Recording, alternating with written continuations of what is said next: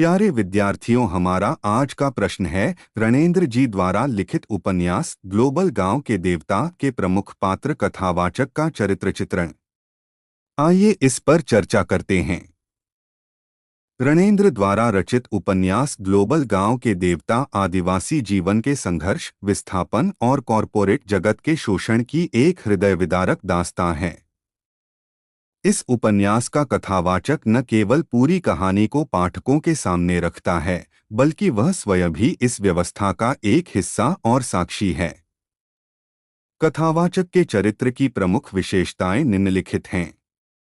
Number एक संवेदनशील और जागरूक युवा।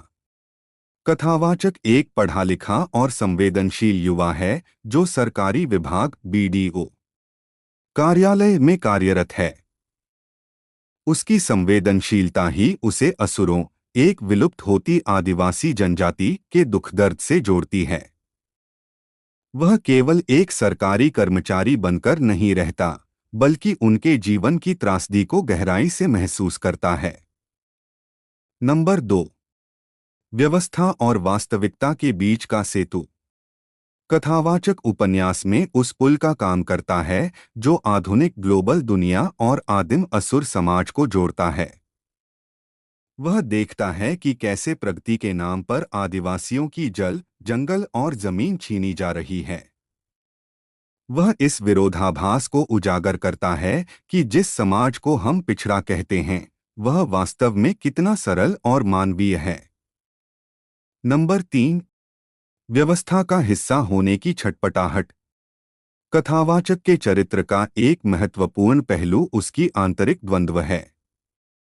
वह उसी सरकारी तंत्र का हिस्सा है जो परोक्ष रूप से आदिवासियों के विनाश का कारण बन रहा है। वह लाचार है क्योंकि वह व्यवस्था को बदल नहीं सकता, लेकिन वह अपनी कलम और संवेदना के माध्यम से इस अन्याय का पुरजोर विरोध करता है। नंबर 4, मानवीय गुणों से परिपूर्ण। वह असुरों के बीच केवल एक अधिकारी के रूप में नहीं, बल्कि एक मित्र और सहायक के रूप में जाता है। वह ललिता और रुमझुम जैसे पात्रों के प्रति गहरी सहानुभूति रखता है। उसकी दृष्टि में कोई ऊंच नीच नहीं है। वह उनके सांस्कृतिक मूल्यों और लोक कथाओं का सम्मान करता है।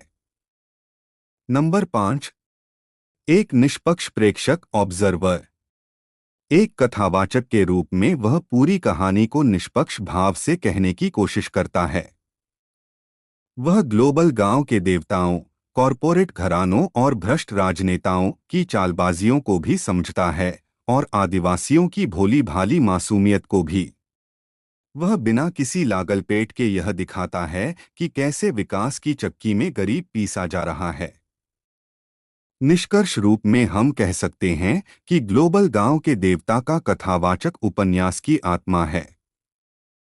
वह मात्र एक वर्णनकर्ता नहीं है, बल्कि वह आधुनिक समाज का वह विवेक है जो हमें अपनी जड़ों और लुप्त होते समुदायों की याद दिलाता रहता है।